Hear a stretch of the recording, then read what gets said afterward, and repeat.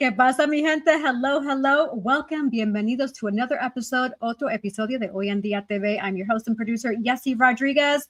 Thank you. Gracias por estar aquí con nosotros. Thank you. Thank you. I'm going to bring on to the stage my amazing co-hosts. We have Nadine Barton, author, entrepreneur. Yes. And Dr. Ciandra, the actionist, author, entrepreneur. Yes. Hola, ladies. ¿Cómo están? Hola. Hola. Hola. Happy Thursday. Muy bien, muy bien. Yes. Ay, qué bueno. Está practicando. That's great. Yes. Listen, one of these days I'm going to come on here and I'm going to be fluent in Spanish and you're going to be like, oh my God, I can't believe it. ¿Qué pasó, Nadine? I love it. Yes, yes, yes. You know what? Talking about that was so funny. I got the new S26 Ultra and I was fiddling with the features. And what's really cool is that there's an AI update where you talk to it in your language and then you select the language it wants you can translate it to. And so I was playing with mom and I was saying translate in Spanish. I was talking to her in English and she was hearing me, but then the AI was talking in Spanish. She was like, what just happened? It was so cute. I was like, gotcha. That's a really cool feature, actually. I like that. Technology, I tell you. I love it. So now we can speak to anybody in whatever language, because AI is going to help us. I love that. Talking about AI, I just was watching the news before we got on, and they have these, they've been talking about the robots and everything, but they have the robots out now. You've seen the robot like running with some of the marathons. You've seen some of the robots, driving the cars. You've seen some of the robots like in the homes and cleaning dishes and all that stuff. So they're really trying to, it's still very robot-y though, right? It's not really human with the flow and all that kind of stuff, but they are trying to push this out. But now they're talking about that the robots, these robots might pose as a threat to national security because when they interviewed one of the robots, right, the robot kind of went off script and was just kind of like doing its own thing. So it was very interesting because these are machines, right?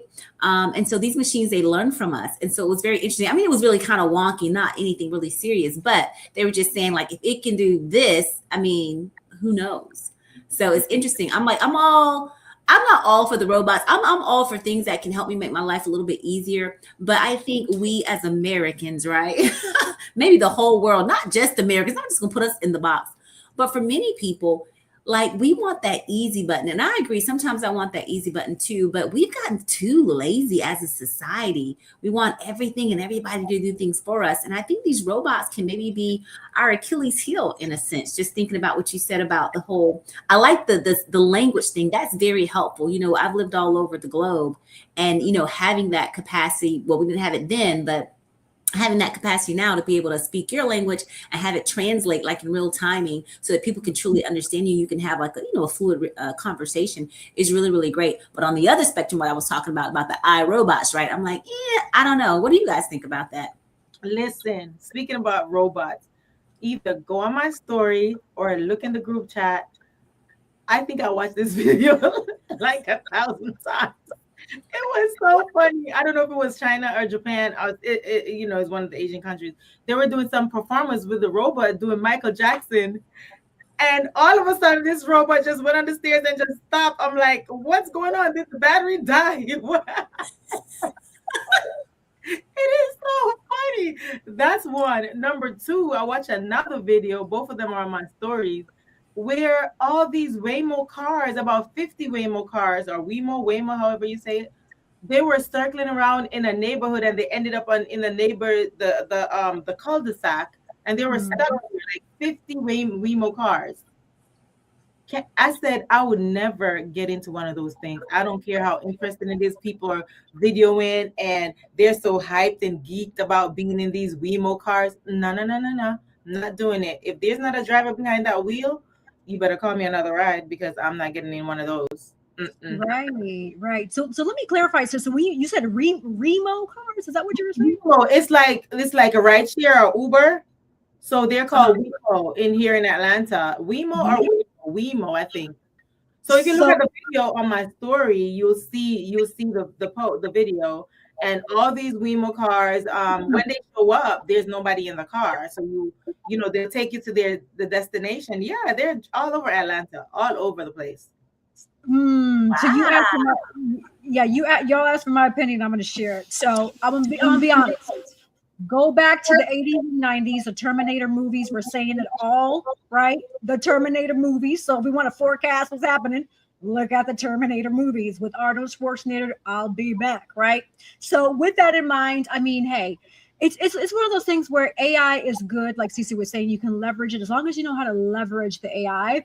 But when we give it too much room to be similar to like a human, that's where it's kind of crossing the boundaries, right? The barrier. Because I've even like in doing research for talking topics for Hoy En Dia, I've come across some really dark things about AI where some of them are being used for like sex toys. Now, I will say this. When it comes to that, I would rather somebody who is sick in the mind use a robot versus a child, right? So it's kind of like, yeah, if you're sick in the mind, go do something with the robot. That's your business versus a child. But, it's one of those things where it's like, I don't know. It's just I get mixed feelings. It's like pros and cons. I want you to, Yessie, please take a look at that video. Please take a look at the dancing robot. I'm telling you, that thing is so funny. Yeah, I'm right there with you, Yessie. Like we take it too far. It's like I think mankind. Look, we were created good, right? And we want to do good. There's people, genuine people, sincere people out there that desire to do good. And we create all these inventions, these witty inventions, and they're amazing. But then you have the opposite side of the spectrum where people just take it too far. We seem to just push the envelope. And in pushing that envelope, we just tend to just really degrade ourselves, right? And even like just kind of go just in this dark place, right? You were talking about the whole thing with these pedophiles and just sick people, right? Sick minds, and we just push it too far. I just wish that we could just kind of leave well enough alone and use the technology in the way that it's meant to be used for good, to truly help people and not to hurt or to harm. I would be totally scared, Nadine, like to get into one of those cars because you just never know. And and that takes a lot of trust. I think for the people that get in those cars, it would be kind of interesting to interview them, because I wonder if those people have like higher trust factors than other people. You know what I'm saying? Like, because that's really courage and bravery. So for those people that may not think that they're so courageous and brave, if you're getting into one of those cars, that's a lot of courage. Okay. So, have you ever heard of curiosity kills the cat? Like, if new technology come out and everybody want to experiment with new technology, I think that's what it is. They want to get in these cars and they want to try out the technology. It's good to look at, and you're like, oh my God, wow, that car is driving itself. There's nobody in there. But why would you want to get in there? There's this one girl, she got in there and she was filming everything. And I guess the robot, they stopped and was like, please put your seatbelt on. And they were talking to her, and it was pretty interesting. Just go on YouTube or TikTok and just see. And my last caveat, like on this whole, do a review or, just go research it is crazy. So the one on my story with the driving in the neighborhood, they said there were kids around and all these cars, they were speeding in the neighborhood. The lady said it was about 50 cars stuck in the cul-de-sac. That is crazy. How did that happen? And it's technology, even like on the show here, right? When we have those really good, we always have good juicy shows, but for those ones that are really like, the system will go down, it glitches out, like we lose our sound, like something happens, right? So think about that, like with the car, right? If that happened, right? Because this stuff is all, on satellites, and all the things, right? So I could not do that. I don't think I could. But then listen, imagine you stuck in that car in midsummer, 110 degrees, the car shut down, no AC, and you stuck and you can't get out. Imagine you being stuck in that car in the middle of winter, 0 degrees, and you're stuck and everything shuts down and you can't get out. Then what? No. This is what I will say for that. The movie Leave the World Behind with Julia Roberts pretty much tells the story of the Teslas that were self-drivable and they got stuck in a little, I don't know if it was a freeway or wherever it was. Right. So long story short, we see it. Like Cece always says, television tells you. Television.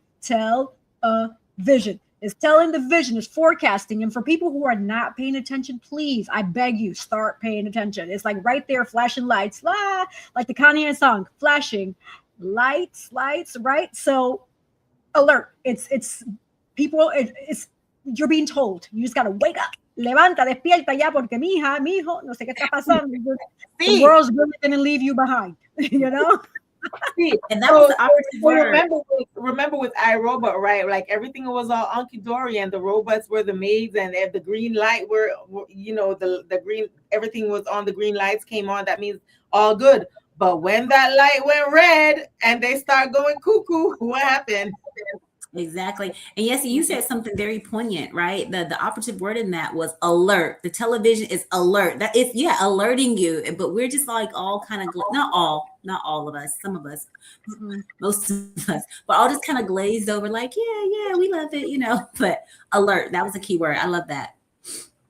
And you know, television is really a powerful tool because it does alert you. But if you watch the movie, They Cloned Tyrone, there's a lot in that movie too, where they tell you, like, between the food and the media and the music, there's a way to brainwash, where scientists have like found a way with radio waves and sounds and all the music that they put in to pretty much brainwash people that are not really in tune with the higher power, so to speak, right?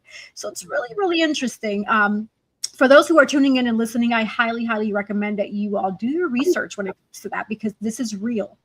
This is real. We're telling you, this is real. It is. I get it. Yeah, you know, I get it. People are like, oh, that's just what they some people say it's like conspiracy theories. Yeah, no, that's a terminology that was invented to sugarcoat and cover it. But yes, it's real. Yeah. Show you that it's real. All those cars, the Wemos, real. Another car I think I saw in the news a few days ago. I don't know if it was a Tesla, kind of blew up in the middle of Midtown in New York.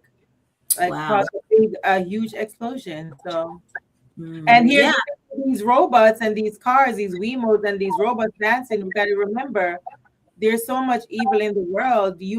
There's always going to be somebody behind those robots programming it. So you don't know what they're putting in the brains of those robots.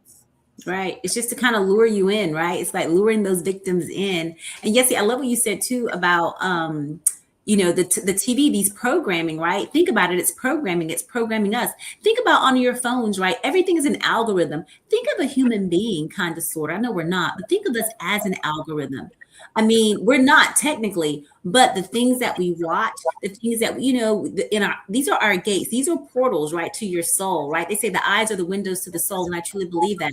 But these are your portals, and then also your ear gates, and you have to guard these two, right? What comes in, you have to be able to filter things out, because if not, then the programming, your brain, right? You know, how you're learning things, this stuff is getting into your subconscious, and then you're wondering why you're thinking certain things, and, you know, all of it, because it programs you. And then you'll see the things like on your phones begin to pop up, because it's an algorithm, because it's the things that you're watching. So they're feeding, right, that to satiate, so to speak, or to even actually have, not even satiate, but to give you, to have you crave more.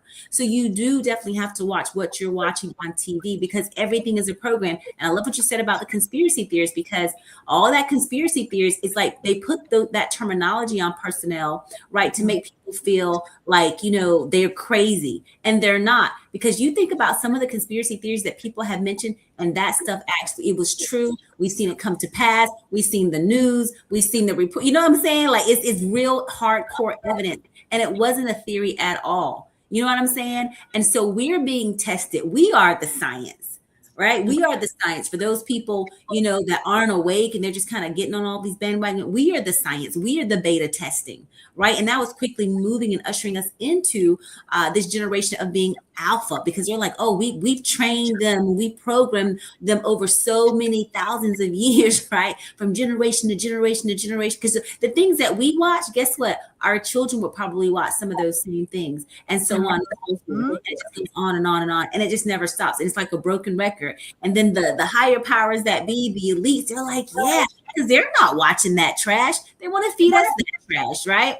And so then they'll call us conspiracy theorists and all of these things, but not so. Some things are really kind of far-fetched, and you're like, yeah, but for the most part, a lot of that stuff is true, y'all. Yeah, no, it is. Remember also, there's a movie on, I don't remember if it's Prime or BET, where those self-driving cars took the first two passengers were two females, or three, maybe two girls, and they were supposed to be like in a lift, and they were going to a party, but the car ended up taking them to a mansion to unalive them, and then it keeps taking all these other people, passengers, to the mansion to do the same thing. So it's on BET. I forgot the name of it, but it's one of those self-driving cars that's supposed to be an Uber or Lyft. They got in there, and then they're like, "But we're not going the right direction." And they took them to an empty mansion, and before you know, they went into the mansion, and they all got gassed up and was lowered into ball. Is it me or is Nadine cutting off? Yes, Nadine? now. Okay, you're cutting off. So while she comes back, I will say this though. Two things. First, that's the reason why AI was created, right? Because nowadays with AI, a lot of people that are not trained in the eye, luckily I'm trained because of my years of like media and all that. I know what's AI and what's not. But for the untrained eye, they put things out there. I say they, whoever, the elites, like Cece would say, they put things out there, but then they also put the truth so that you can say, no, the alien looks fake. The alien is true. Or that water siren looks fake. That's AI. Oh, is it really AI? How do you know? Right? So there's that differentiation where people can't really differentiate because they've made AI so accessible across the world. And even with, let's take it a deeper layer too. Now, when it comes to the Bible, for those who know about the Bible, have studied it, if you notice, there's a book of Enoch that's not a part of the Bible. And it was taken out on purpose because it talks about fallen angels and it talks about aliens. It talks about all these different beings in the water and the ocean. So for those who are not familiar with the book of Enoch, I highly encourage you, when you get a moment, read into the book, whether it be audio version or if you like to read and sit down if you have time, but really educate yourself on that, because a lot of that comes and it tells you a lot of what we're experiencing today, but it was hidden on purpose. Right. And so I here today, I'm sharing that with you all and encouraging you to educate yourself on that. So yeah. It's interesting that you mentioned the book of Enoch, because I'm actually reading it right now. And when you read it in the Hebrew, it's not even pronounced Enoch. It's pronounced Shanoch, Chanoch. And I'm actually reading it because I was interested in these books and stuff. And, when they talk about how the books of the Bible were established and things of that nature, it basically didn't, some of those books, right, didn't meet the criteria for the information to be the same throughout. So those books didn't make it into.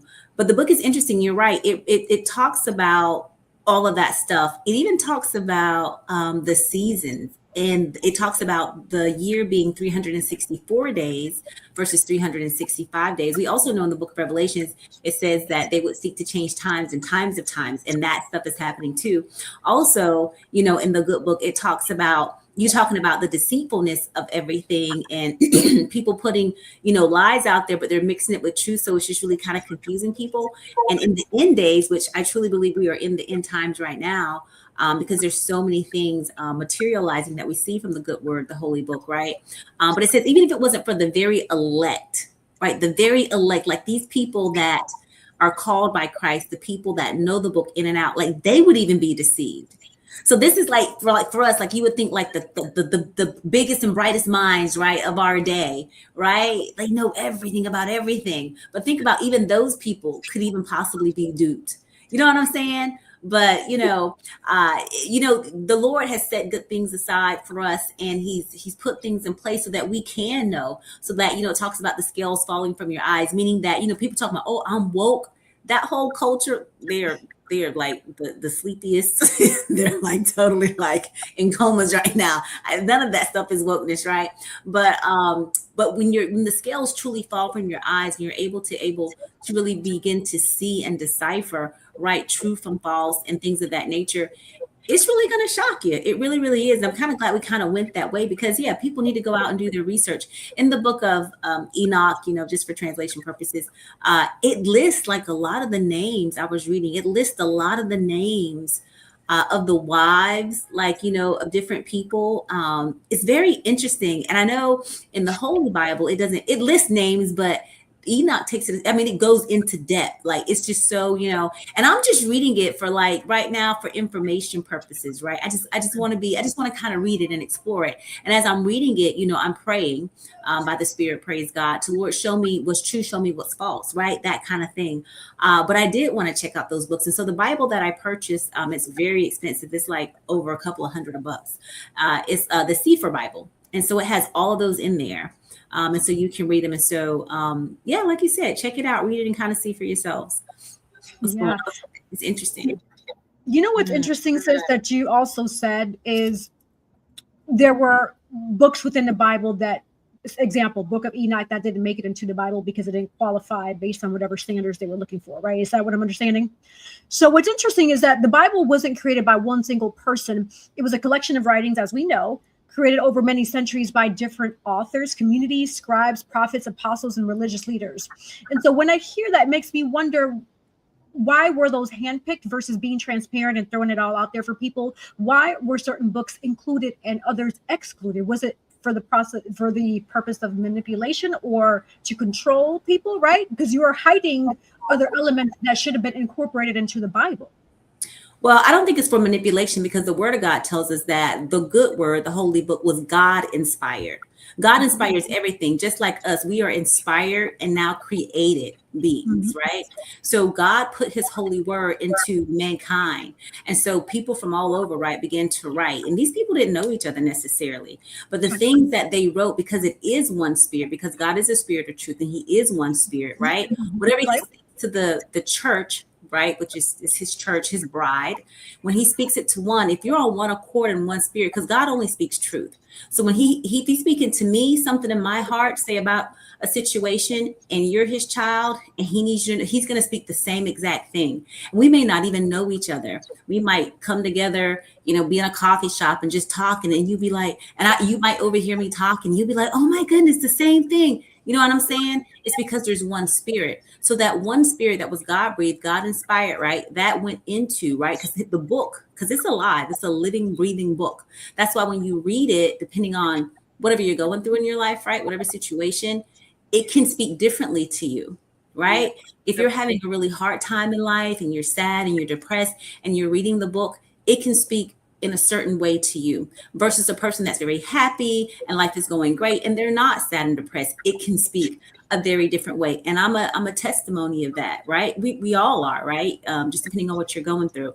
So it was God inspired, it was God breathed, and it went into, right, the men that wrote it. And when they wrote that book, they were saying literally the same thing. When you read in the New Testament, right, the four gospels that they say, Matthew, Mark, Luke, and John, when you read it, the text reads the same. You'll see where like John goes into great depth and he writes, it's like, all the stuff.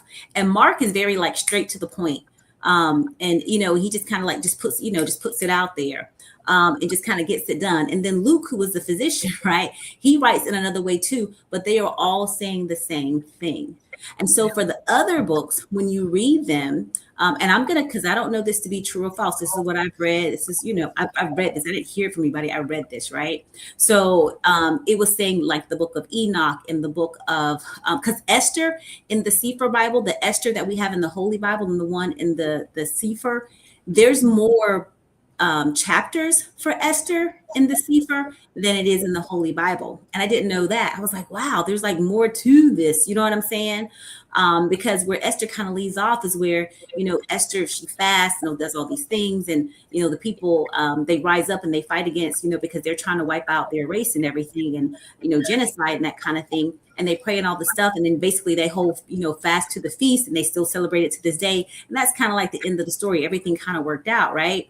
But in the Sefer, which I haven't read the other books of Esther, but I did think there were more chapters to it. There's more to it. I can't tell you about it because I haven't read the more to it yet. But that's kind of what I've read and what I've gotten from it. So like I was saying, it's God inspired. It comes from one spirit. And for the other books, they were all kind of not quite the same. They didn't read the same. And so because they didn't, like in science, we have these checks, right? But when we're trying to validate a hypothesis or something like that, and you have to validate this information and do all these things, there's certain checks that you go by.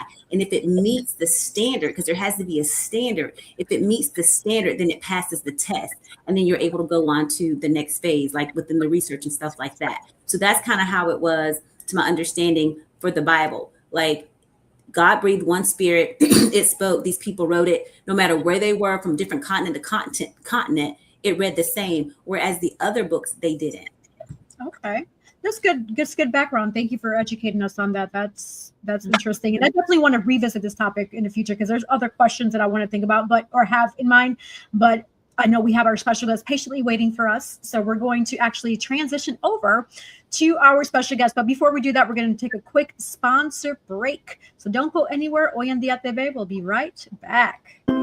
At Cab Zenza, we believe beauty is a ritual, not just a routine. Rooted in intention and inspired by nature, our skincare is crafted to nourish more than just the skin. It nourishes the spirit. Every jar is made with purpose, because when you flourish inside, it shows on the outside. Cab Zenza's isn't skincare, soul care. From the moment that I put this Cab Zenza on my skin, it feels most amazing. As you can see, it has your skin glistening, it's moisturizing. You too should get Cab Zenza. Luxurious body butters. Are you looking for the perfect shirt for that special occasion? At Collective Custom Wear, we bring your vision to life. From weddings, family reunions, anniversaries, or casual outing with friends, express yourself with your unique style and leave a memorable mark. Order now. Our custom shirts are designed just for you. A bold builder of people, purpose, and platforms, Girls with Gigs helps high performers and those desiring to achieve more shift mindsets and activate purpose. Whether it's career or leadership development, personal branding, or knowing your worth. In the job market, transformation has never been closer, because this is where purpose meets action and dreams become destiny. Book your free consultation today at www.girlswithgigs.com. Yes, book your free consultation today, girlswithgigs.com. You got to find your purpose, because we are all here on purpose. Yes. And it's okay if you haven't found your purpose. It comes differently at different times for everyone, right? And so guess what? I know someone, Dr. Ciander, the Actionist, who can help you find that purpose. Also, as we know, the skin is the largest organ in our body, and you have to take care of it. I'm sure you don't want to walk around looking all ashy and dry. I know I don't. Right? I always want to make sure I'm hydrated, and, looking at my elbows and my legs, especially the leg area. That summer, sometimes with washing, some of the soaps can get a little where it dehydrates the skin. So, we got to smooth it up with the Cab Zenza body butter. I have it, I try it, and I love it. So, yes, invest in the Cab Zenza body butter. Also, if you have a birthday, anniversary, any special occasion, a work reunion, I don't know, if you want to send a shirt to someone for a gift, right? Personalize it. Reach out to Collective Custom Wear. Reach out to us, and we will be happy to help you get that right, that vision executed. So yes. All right, so let's go ahead and transition over to our special guest who is patiently waiting. And I'm going to go ahead and introduce her. So your impact deserves to be seen, heard, and supported. So in 2015, our guest created a simple fundraising video for the Leukemia and Lymphoma Society to support a friend's son battling leukemia. The film helped raise more than $50,000 and revealed something powerful. When stories are told with honesty and clarity, people respond. That moment painted the seed for what would later become Sunlit, a storytelling practice dedicated to helping impact-focused organizations clearly communicate the impact of their work. Before founding Sunlit, our special guest spent 25 years as a professional engineer and program manager in an aerospace and medical device industry. With a background in industrial engineering and an MBA, she brings a rare combination of strategic thinking, system expertise, and storytelling to impact-focused organizations. Her work helps organizations translate complex programs into clear narratives that connect with donors, founders, and communities. The name Sunlit reflects something deeply personal to our guest. Our guest has always found perspective and renewal in nature. Walking under open skies, surrounded by the trees, or stepping outside when clarity is truly needed.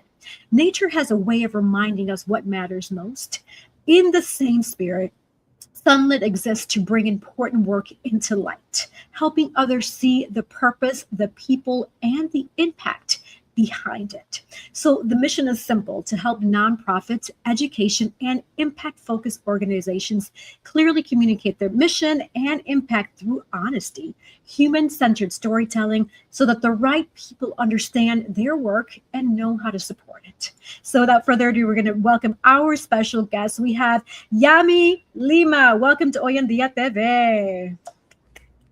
Hi, everyone. Wow, that sounds amazing when you're reading that. I'm like, whoa, who's that person? Just kidding. That's you, ma'am. So welcome, bienvenida. We are truly thrilled to have you. Yes, thank you. Thank you. Yeah, you have an amazing bio. So I'm going to start with the $1 million question that I always love to start with is, I read a great bio. Super, super like, wow, right? But who do you say you are in a nutshell, Yami? I am an island girl that loves the ocean and loves to help people. Basically, that's basically what I am. I love nature, and I always see things there's two sides of the story, and I always like to see the sunlit side of the story, the positive, optimistic side of the story. So basically that's I love sunshine. Yeah. Puerto Rican, born and raised. Yes.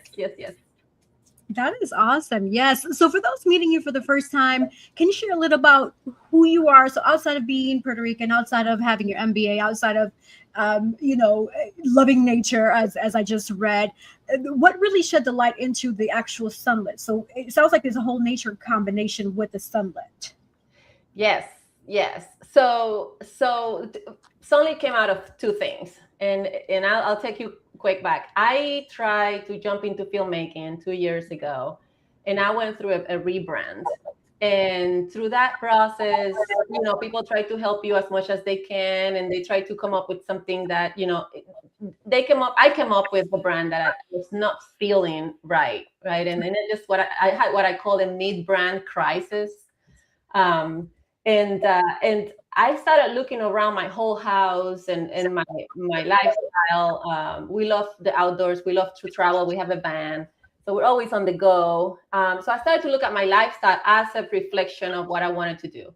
And then as I looked around my house, all my art is on the walls. It's usually outdoors, landscapes. Sedona, San Diego. Ocean, all kinds of places. The Taj Mahal was one of them. So I realized that I love the sun. So the sun for me is the most powerful source of energy. And if you put that power behind your story and authenticity, your organization will grow tremendously. And so that's kind of like part of that. And also I have this thing for commercials, especially the Super Bowl commercials. Is insane how much money they spend. What I believe, there's a lot of money out there spent in selling people what they don't need. They try to sell you what they don't need, especially big companies, big corporate. And I kind of came to the realization that I feel like the people that actually need it are actually making a big impact. They don't have that funding. And I don't know if you've seen the documentary Unshatterable, and I have an accent, so I might not come across Unshatterable. That's one for the list. I will totally recommend for people driving impact focus or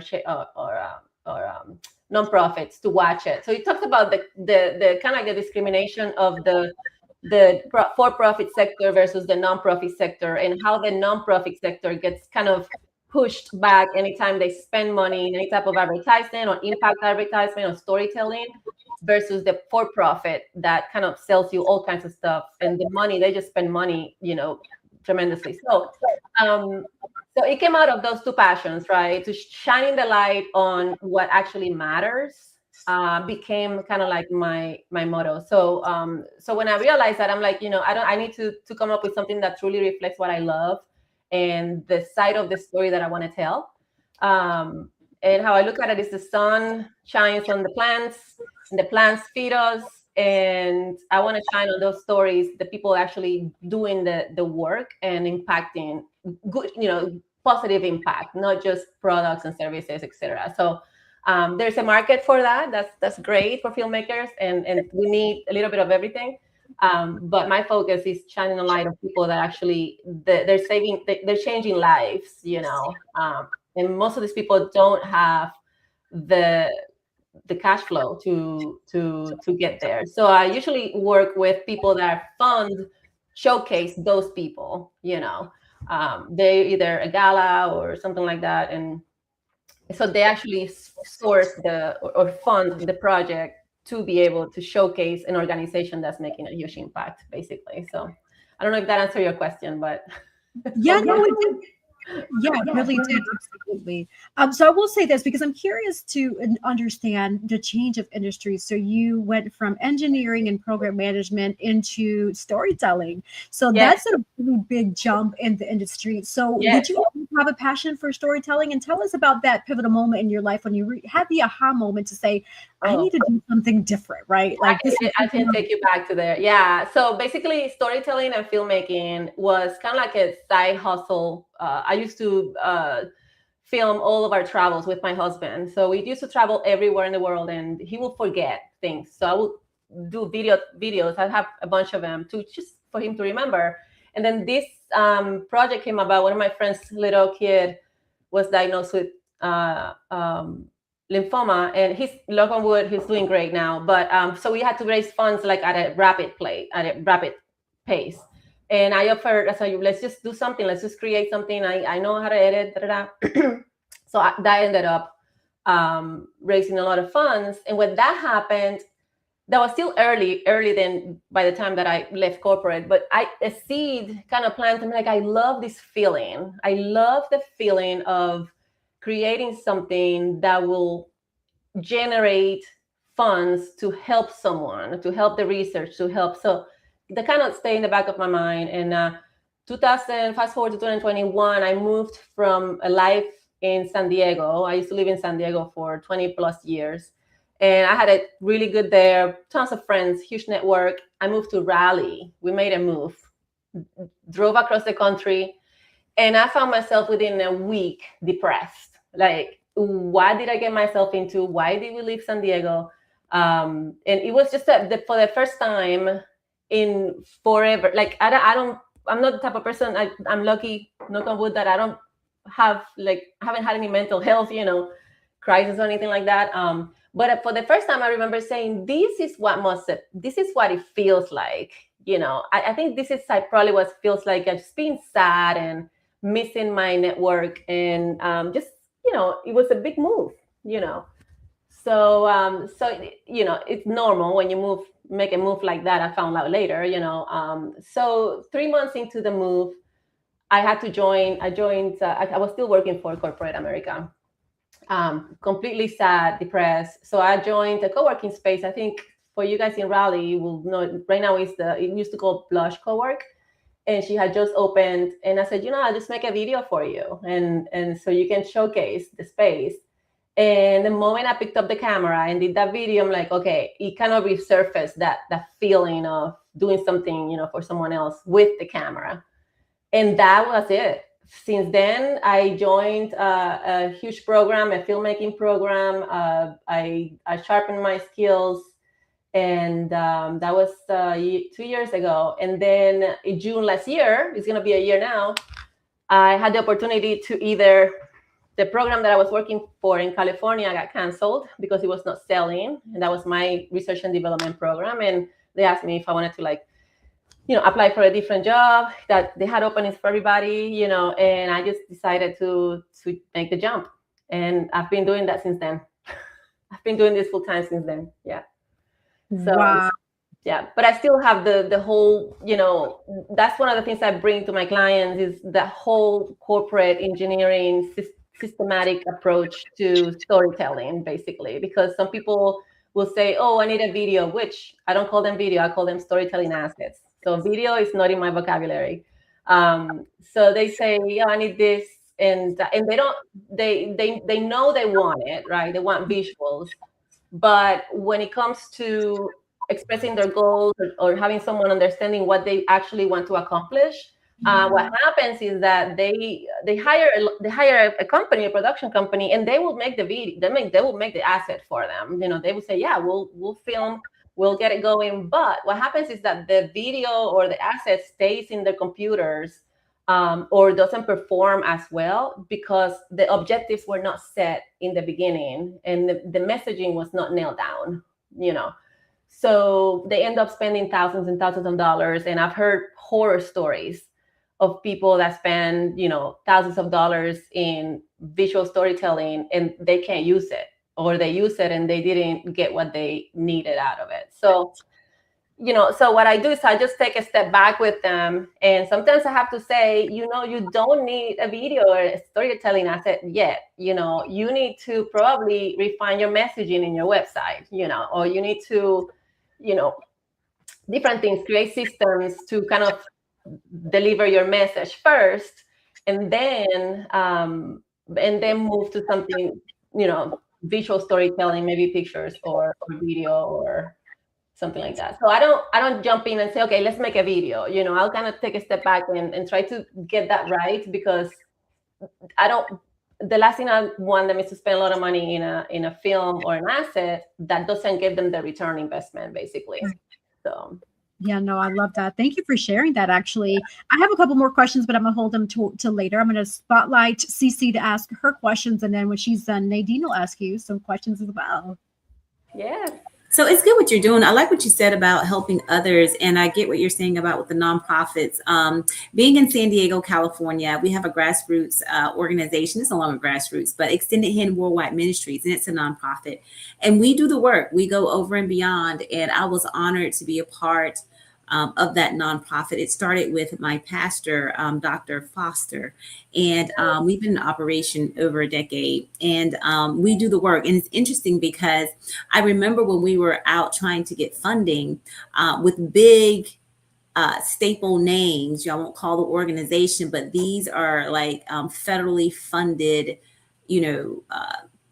entities that the government pay, and they don't do the work.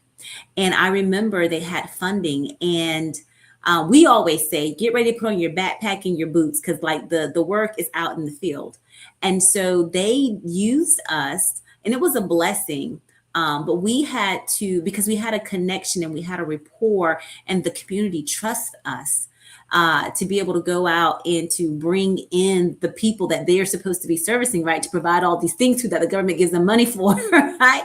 But it was just interesting. It was very eye-opening in that moment to see that, these entities that get big funding from government agencies and state agencies and all this stuff, that they misappropriate funds and they don't do what they're supposed to do. And so they sit behind the desk.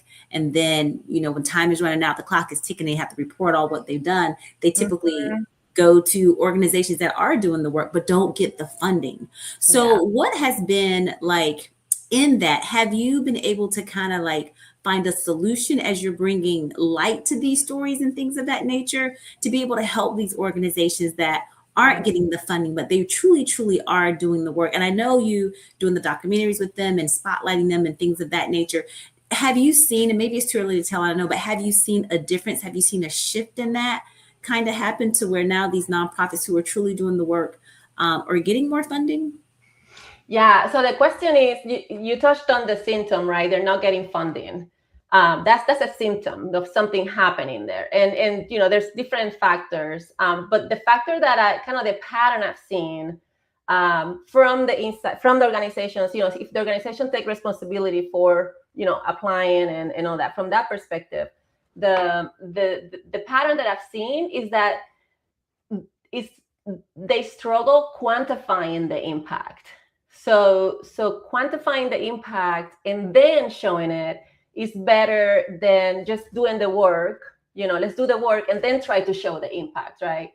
So before we show the work, before we show the impact, there is a period where you actually quantify that impact, that you actually put systems in place to track, how many lives have you changed, and that goes back a deeper layer to your messaging and what your claim is, right? If you're sending pediatricians to Malawi, for example, if you're funding that, how many pediatricians and how does that translate in lives changed?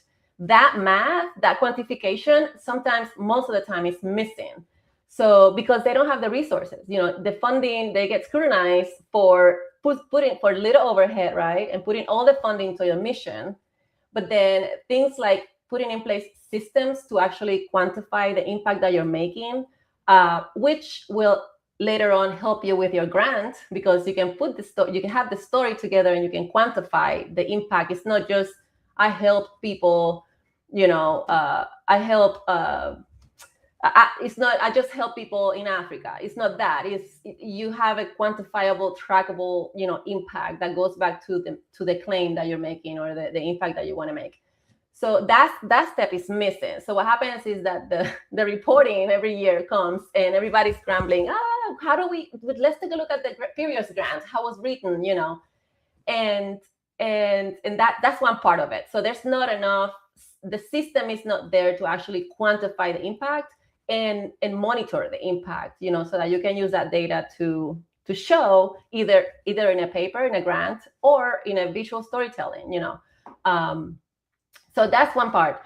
The second part is that the grant writing process, what I've seen what I usually ask is like, can you send me your last grant application? I'll take a look at it, let's review it together. And actually, I offer that as part of a quick, evaluation.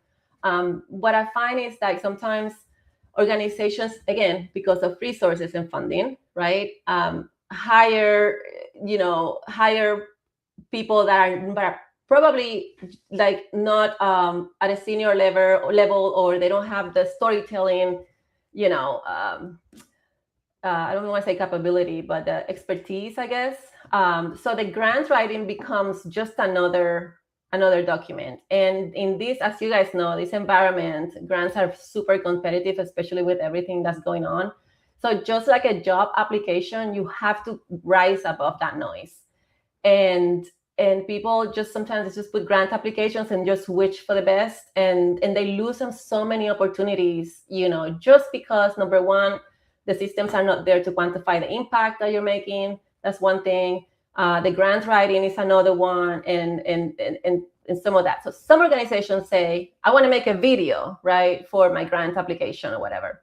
But if there's a difference in a film that we can actually trace someone that has transformed, the life has been transformed tremendously, and the numbers are huge, versus just a general film that says, we just help people in Africa, or with, So so there's a lot of root causes there. The symptom of not getting funding, like when someone says, I didn't get the funding, that's one thing, but you have to kind of dig deep and see what are the causes to that. Yeah. Gotcha. That's really great and very informative. Now, I know you said you moved from San Diego. I lived in San Diego for a really long time as well. Yeah. It's actually my first duty station. Nadine and I, we were there in San Diego, California, loving it. So I know leaving there, just the sunshine alone, leaving the sunshine, that can depress you, right? We say people move to San Diego for the sunshine. They pay for the sunshine. It never rains in Southern California. It does, but rarely, right? So can you tell me now, what is the thing that you most enjoy, right, about your storytelling? The thing that I most enjoy is that when I see someone telling me, Yami, we got the grant, or we raised $50,000 in one night, or my volunteers signed up, a lot of volunteers signed up this time around that we had this asset. So that makes me very happy. That's my favorite part. Everything else is, that's what drives me. And then sitting down with them, the interviews, and actually finding this I just met with an organization that brings veterans to the nature, to nature, to connect them with nature for PTSD purposes. They're both veterans, and like you guys. And so we were talking, and the wife, she mentioned something along the line. We were trying to figure out the strategy for them, and she said sometimes we don't go out, out of the house, and because she said, like me, I was a truck driver in Iraq, and then if I see a kid, that triggers my PTSD, because we used to unfortunately have to, hit kids when we were in Iraq, because they would use the kids as weapons. So the reason why they're doing that charity, they're working so hard on that, is to make sure that the veterans get out there in nature and get, and get healed. So listening to that is just, it warms my heart. The fact that these people are doing that kind of work that is super impactful, but they don't get the spotlight, and that kind of bugs me. Like when they say, find something that bugs you and find a solution for it. So that's what drives me, basically. Yeah. I love that. And I'm right there with you. And I'll hand it over to Nadine, but I'm right there with you, like spotlighting those people that don't get that shine. And truly, I believe I love just common everyday people, because we're the ones that truly make the world go round. I know all the faces that we see on the big screens and things of that nature, these are celebrities, right? But they're not it. They're not the ones, right? It's people like you and me, right? That's out here impacting the world, making the changes, making it better, right? And so I just want to commend you for the great work that you're doing. Just so happy that, that purpose, that fire, that passion has now been, emboldened and now and living in you, right? So that you can actually pass that on to others and get those stories, like you say, getting the volunteers, getting the funding, like all the things. So yeah, I commend you on that. Nadine? Thank you. I really appreciate that. This is absolutely great what you're doing. You're making an impact. It's one person at a time. One person at a time, yes, exactly. Great job on that. So after spending 25 years in aerospace and medical device industries, right, how did those experiences shape the way you approach leadership strategies and storytelling today? Yeah, so the way, wow, that's a great question. That's a great question. So I was sitting with a mentor a year and a half ago. I actually do work for her now. She was my mentor, and one of my questions was like, what do I bring? Like, how do I merge these two things? This is so, like you asked, Jesse, there are two different things. And my struggle was, how do I bring these two things together, right? They're completely different. And something, to answer your question, something that I learned from my 20, she said, you're not merging them. You need to look at it, the 25 years prepare you for this. So they prepare you for the work that you're going to do in the next 10 years. So those 25 years, you see them not as a career change, right? But as preparation for this. And I'm like, yes, that's exactly it. And one of the things that I've learned from the 25 years, the complexities of money, I used to report to vice presidents, and I used to manage multi-million-dollar programs. And the complexity that comes along with the funding, the way that you ask for funding to different audiences, vice presidents versus human resources manager, right? Vice presidents might need 3 bullet points and that's it, go, versus someone. So those dynamics. And also I learned service leadership. So I really believe in the serving people, instead of kind of dictating or whatever. So I do consider myself as a consultant, because I do consulting also for operations excellence for organizations. But I serve more than, I guide more than just, this is what you have to do. So that I learned early on in my career. But basically just I love the fact corporate was really good to me, and I love my career. I was very happy.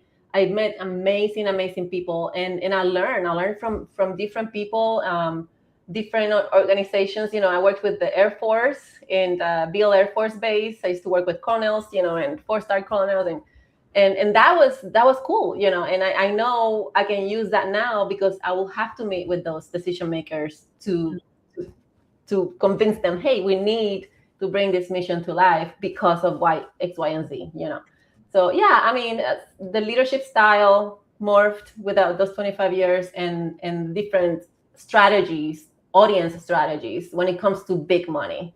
So that, I think that was, yeah. Yeah, that's very powerful. And plus, you're working with the top dogs too. So you work with colonels and all those people.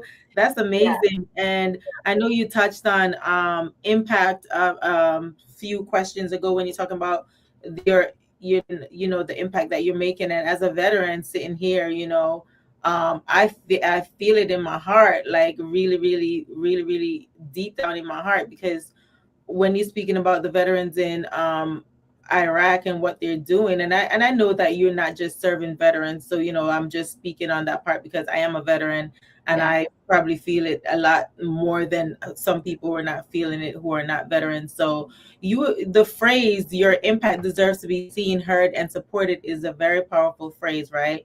So what does impact personally mean to you, and what legacy do you hope Sunlit leaves behind? Oh, you got the hard questions, Nadine. I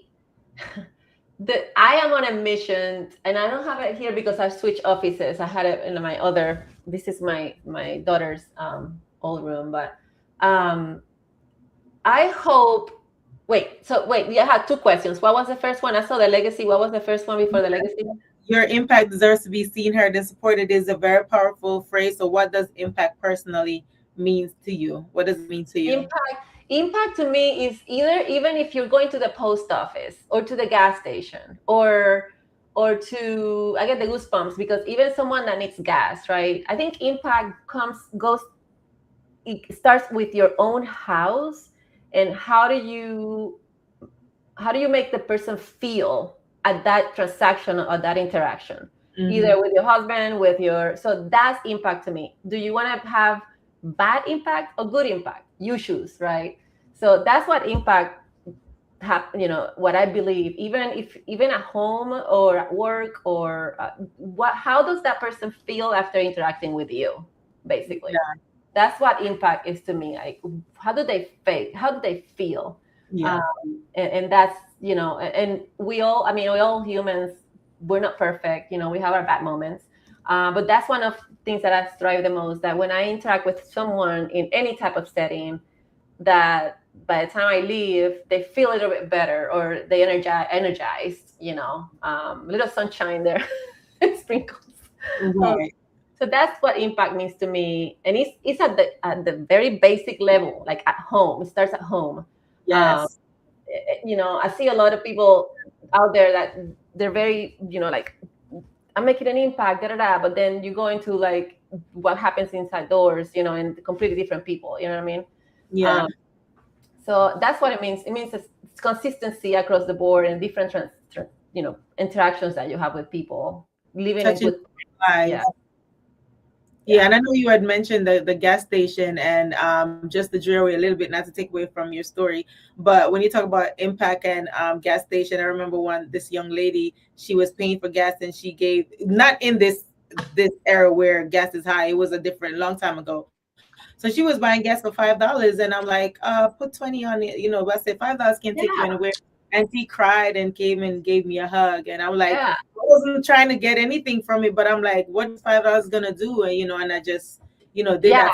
So I impacted her life in that moment. And she will always remember how I felt. Like, she might not remember your face or something, but she said, I will remember that lady that helped me at the, you know what I mean? So that's what I strive the most. You know, we're humans, so we, like I said, we have our hard days, and sometimes it's kind of like a skill, you know, that you have to kind of. So that's what impact means to me. And then on the other one, what legacy? The legacy. I want to be known, even in my other business, like the consulting business I help small businesses, kind of operational excellence and, you know, AI integration or whatever, but it's basically removing chaos from your organization, from the operational side. That's what I do, either that side or the Sunlit, which is my main full-time. Yeah. I want to leave a legacy that when people see the word Sunlit, they know, they see thriving thriving organizations that are making an impact. So we want to be responsible for the growth of people that are actually making, big impact, doing good things, Right. even nonprofit or nonprofit. If what they're doing actually makes an impact, on positive impact on the world, I want to be the ones who help them do that. Right. So that's basically, if you look at that documentary Unshatterable, and you see the dynamic of, like profit versus nonprofit sector, it's a really good one. I totally recommend it. You see that they struggle to allocate funding for storytelling, and that's the only way sometimes that they can grow, get the funding. So it's a tricky dynamic, but yeah, that's what I strive to do. Right. Well, that's amazing, Yami. You know what? You're not just impacting people's lives, you're lighting people's lives up. So every time I see the sun, I'm gonna be like, that's Yami. She lighting their lives. Yeah, thank you. Yeah, that's I want to put the sunlight underneath, to this little, just imagine the sun and the organization is a little flower. Right. So the sun, the flower keeps growing and growing, so that's kind of like what I see, organization that starts with nothing, and all of a sudden, because we guided them either through the messaging, the grants writing, or the visual storytelling assets to, fundraising. I want to look back and see them grow, kind of. That's amazing. Yeah, I'm sure everybody's going to appreciate that, everybody's path that you come across. So yeah, I'll turn it over to Yessie. Yep. Thank you so much for answering my question. Yes, Yami. Wow, Nadine, Cece, excellent questions. Yami, you did excellent in responding. Very, very informative. I love that. So for those who have an idea or a vision that they want to come to life and they come knocking at your door, what would be the process? How would that look? Walk us through what would be the day in the life of a process of bringing an idea into fruition? Let's say, for example, a documentary. The journey. Yes. So the idea sparks. We get in touch with different people different ways. I just met you through Nicole. Most of my clients are usually referrals. So people see good results and they refer. It's kind of odd, but I'm very bad at marketing myself. So I do everybody else. and I just spend all my energy in everybody else. But anyway, so we start with the kind of like a discovery session, and there's different assets for different people. It depends on what the organization is going through right now and what their goals are. So some people want awareness. Some people are initiating a project that they will need funding. Some people are, have galas, so it depends. So basically, in a nutshell, we meet, we put our objectives together. We find, based on the objectives, I have a framework that I use for story arc and story type that will serve each of those objectives. After we create after we meet with the discovery, we find the story, the best story to tell, the arc, and then we do all the creative development, plots, storyboarding, etc. And then, you probably know these two, production plan. After that, we film the assets, we edit them, and then we deliver them. At this point, in the objective side, we could choose to, depending on the organization and their needs, we could choose to help them, or they could choose us to help them to launch strategy. So we are with them for the next 3 to 6 months to kind of track the results based on what we wanted to do, to raise funding or, etc. So you're kind of like a mini campaign. We help them with campaigning. But before we even get there, we look at the messaging, etc. So the goal is, what we want to do is we want to discover as much as we can so that what they want to accomplish gets done at the most affordable, way possible. So they have a budget. We design a solution based on that budget. But I don't want to touch visuals or picking up a camera if I know that the messaging needs tweaking, so that we can kind of target the right audience for the goal. So it depends. So okay, it's a very customized approach. It's very one-on-one, very. Okay, that's good to know. So I hear funding and I hear customized approach. So when you do the fundraising for the documentary or whichever project, does that mean that whatever your fees are would come from that bucket, or does the client have to pay up front and then on the back end? Yeah. How does the process work? It depends. So some clients actually pay. Like I said, some people actually come to me and they say, I want to showcase this organization, right? So it's a third party. In that case, they will fund, from the beginning, they will fund the whole project. No money, no worries about money. They know the return on investment is there, and we still do the same thing to track results. When it's the actual organization asking for help in fundraising, for example, what we could do or what we have done in the past is, depending on their budget, we design solutions and structure them with retainers, and then payments based on the outcome, right? So depending on the outcome of the fundraising, then we can allocate a certain percentage to fund the film. Mine is lower than the actual average, believe it or not. So that has been done in terms of, out of the gross funding, then they pay the assets, and then they use the assets for later usage, and the funding is theirs after that. So we've done that. So it depends. Again, the solution changes with what they need. So we design something around their budget and around their need, basically. Yeah. Okay.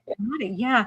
So is someone listening right now and they don't know their work is making an impact, right? So that's their goal, is to make an impact, but they don't realize that, hey, your work is actually making an impact, but they don't know how to communicate it or execute it. Or, like, for example, you say you don't market, you go off of referrals, right? So what is the first step that they should take to really bring that story to light? What would be your recommendation or your food for thought for that person? Wow, that's a great question, Jessie. If they could do one thing today, to see if they're making an impact or not, or what are they trying to do? They're trying to find out the impact, or they're doing both. So they want to do. They feel like they're making an impact. They don't know how, but they don't really market or promote. Like, what would be the first approach or step that you would recommend to testimonials? Really making that impact, like I thought, right? So the first thing I would do is leverage testimonials. Mm-hmm. So find the stories of, like, huge transformations that your service or your product is creating on the people that you serve.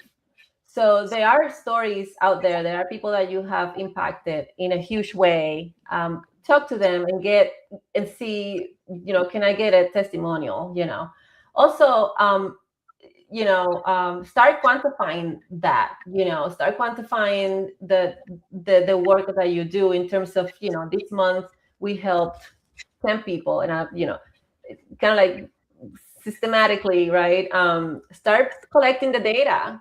Start collecting data, because there's power in numbers, and at the end of the day, there's a huge difference in a grant that has what we call in the corporate industry objective evidence, right? Than a grant that's just very general in terms. And nowadays, you guys were talking about AI, which I'm going to recommend a documentary.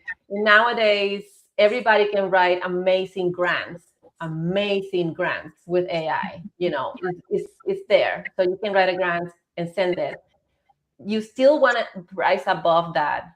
And the only way to rise above that is with a strong messaging and a strong positioning yourself with the impact that you're making. And the way to do that is documenting the impact. AI cannot help you with that part, with actually showing the actual people that you impact and transform.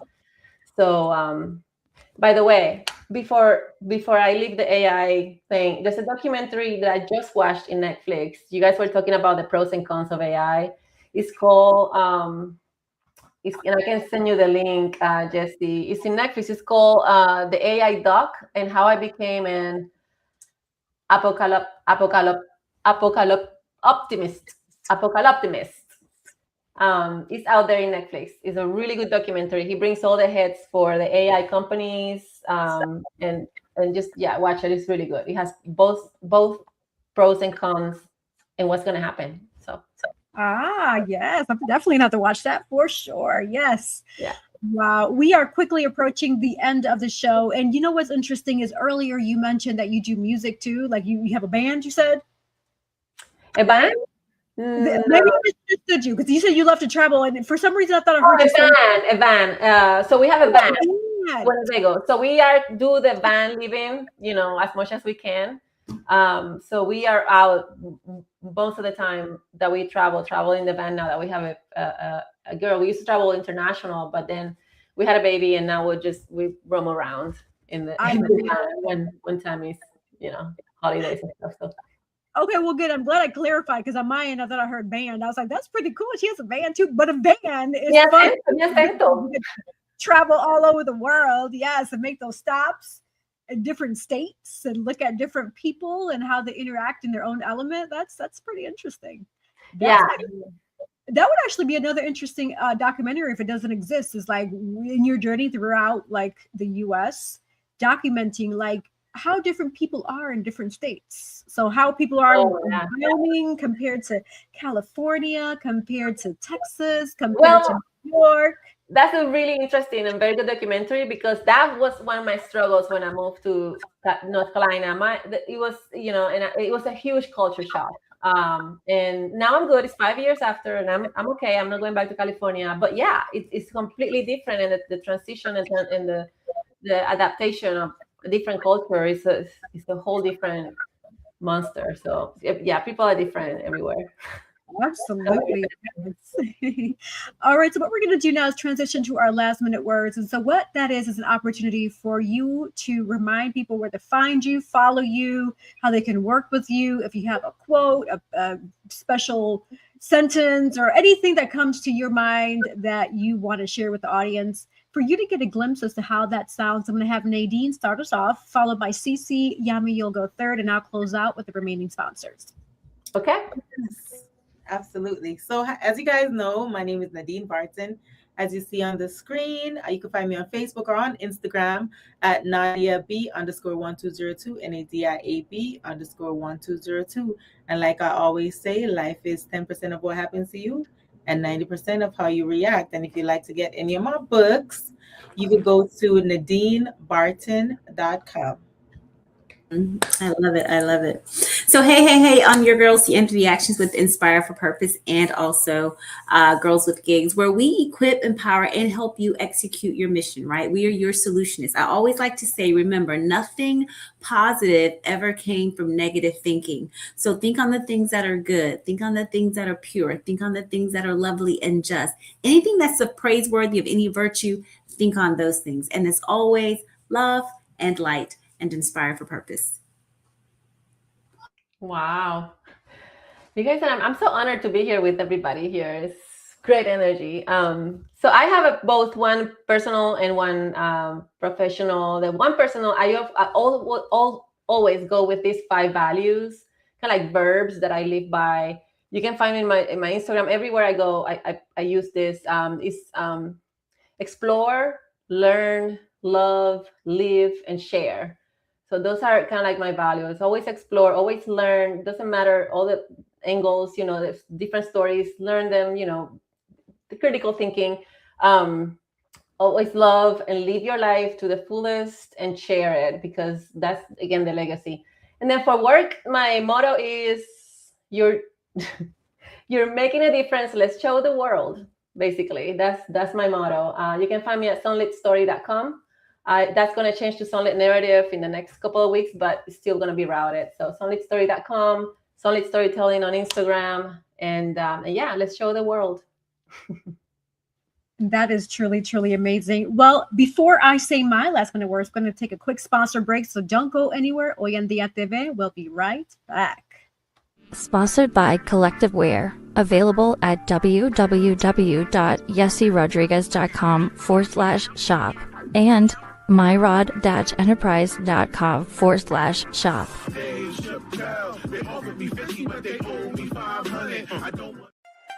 Dream, explore, discover with Nadine's Travel Oasis. Your next adventure is just a booking away. From breathtaking beaches to vibrant cityscapes, we handle the details so you can make the memories. Luxury, leisure, or last-minute getaways, we've got you covered. Book today and let Nadine's Travel Oasis take you places. Sponsored by Divine Beauty and Accessories.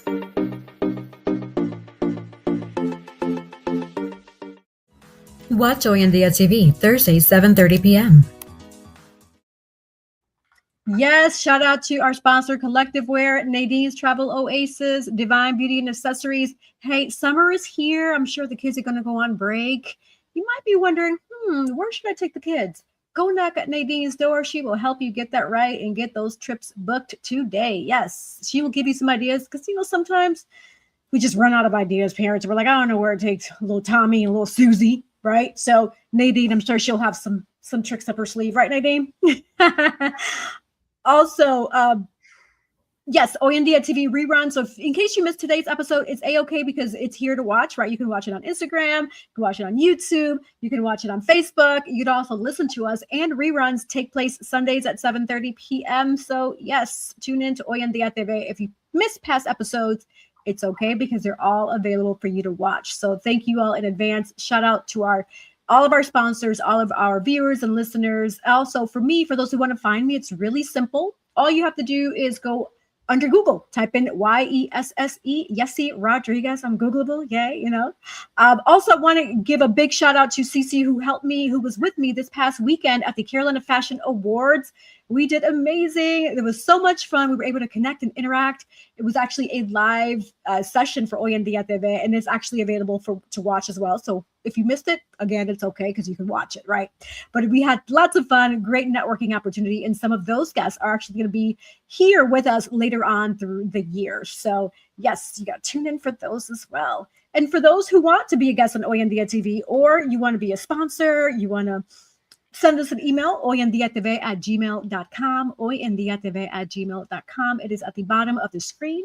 So, hey, we welcome you with open arms. My last quote here: the sky is never the limit because the galaxies are endless. Thank you all. Buenas noches. Hasta pronto. Take care.